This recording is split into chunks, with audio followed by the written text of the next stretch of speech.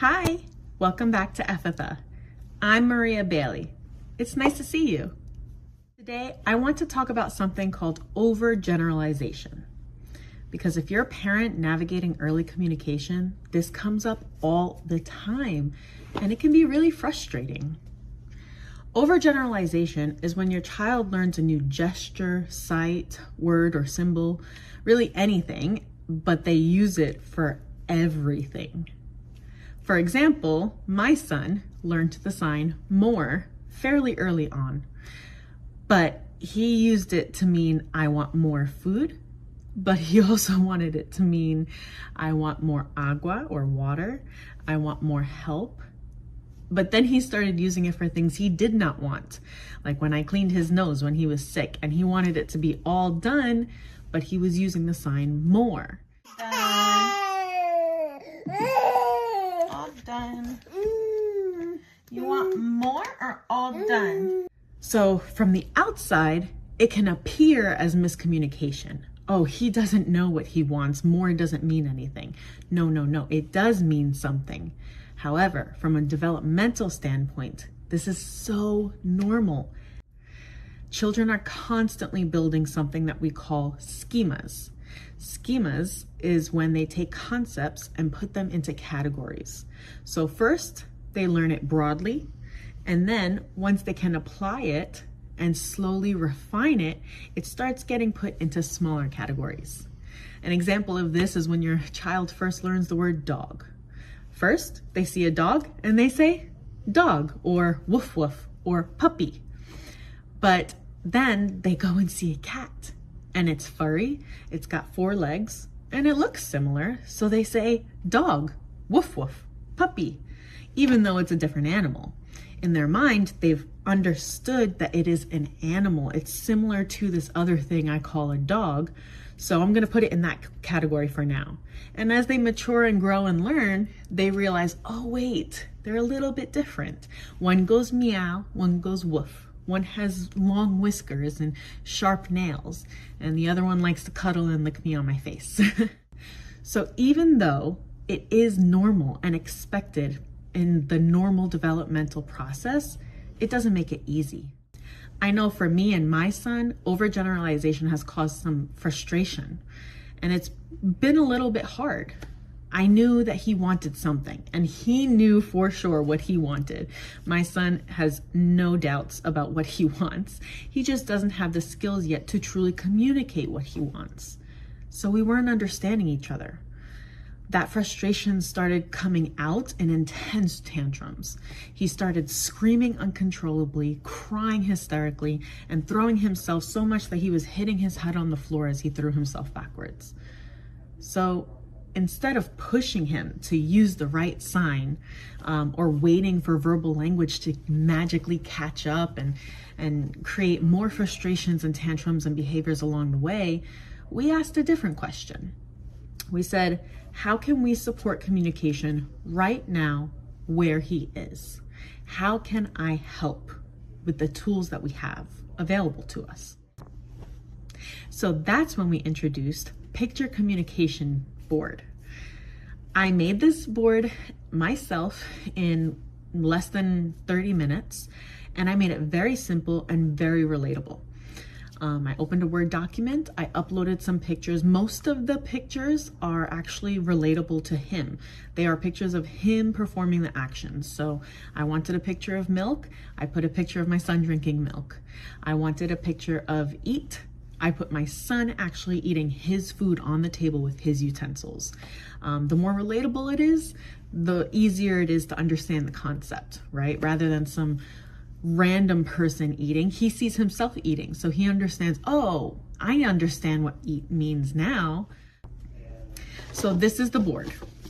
It's very simple, nothing fancy. It is a file folder, as you can see.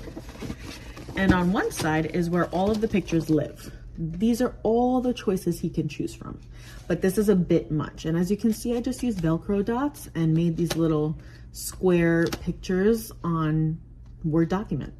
I did color code them. So things that he plays with are blue. the necessities like milk, eat, drink, agua, those are in green. The foundational things like sleep and play, those verbs, those are purple. And hug, he loves to give us cuddles.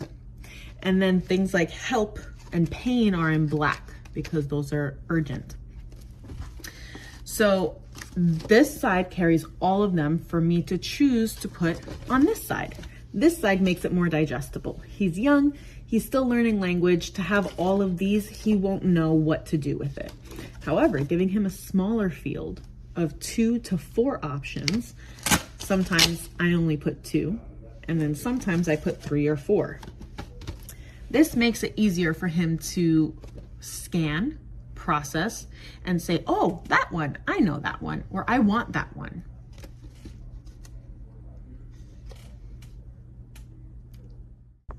So at first, I didn't expect anything from Elijah. I didn't expect him to point or choose or respond or give me anything.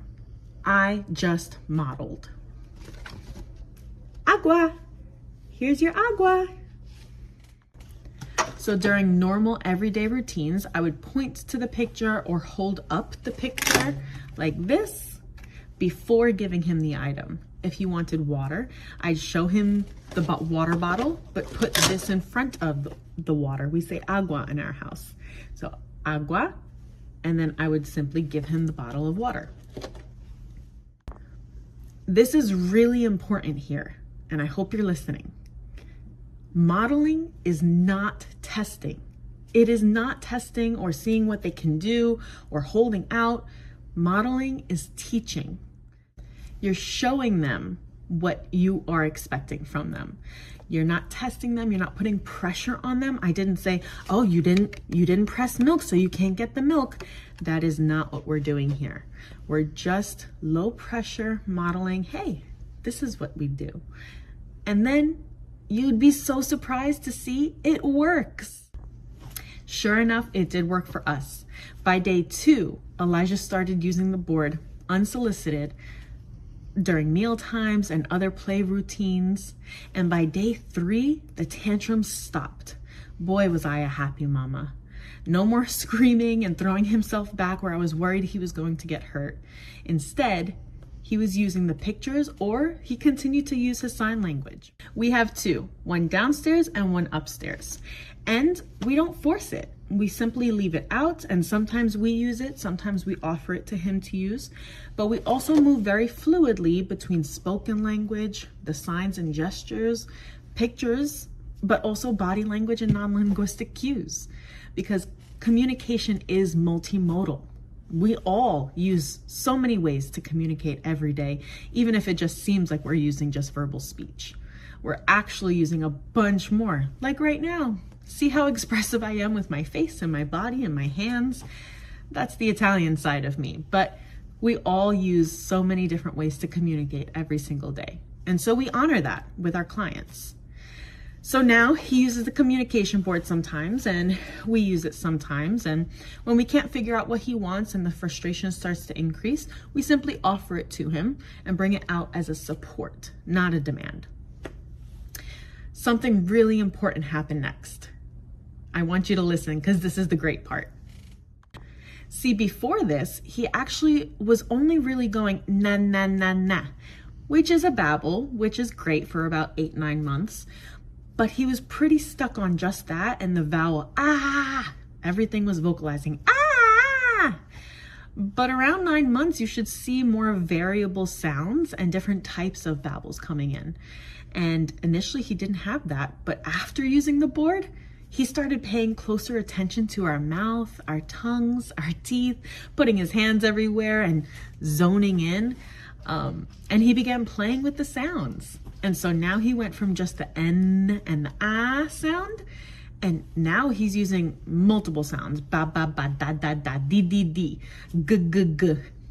He's using vowels. Oh, ooh, he pushes his little mouth. Ooh. And so he's really experimenting now. And this supports all of the research that continuously tells us again and again, AAC, or alternative augmentative communication, does not hinder verbal speech. That's what this is. It's just augmentative communication. It is helping support communication. It's extra, right?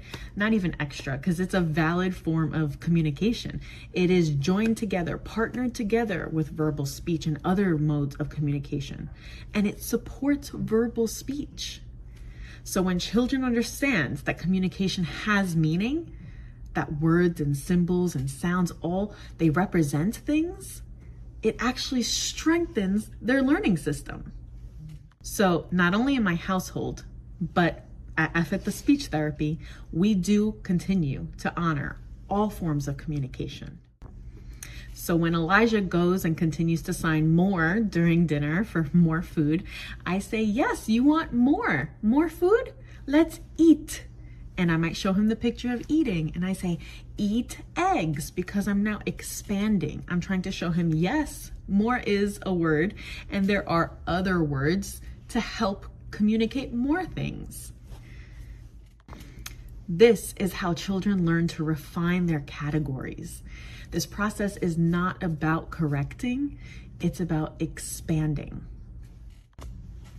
If you are a parent or a caregiver and you are worried about your child's development, their speech, their language, their learning, and you just have a sense that something might be different, that's okay. I want you to know you're not failing and they are learning. It's simply a matter of what works for them, what helps them learn, what supports, resources, and tools can we offer them to help them get to where they can grow. When we offer support instead of pressure and connection before expecting communication, then communication is possible. Feel free to look around and explore the website for more handouts, educational materials, and information. And call, text, or email if you'd like to discuss something further or more specific. That's it for today, but thank you so much for coming. Bye.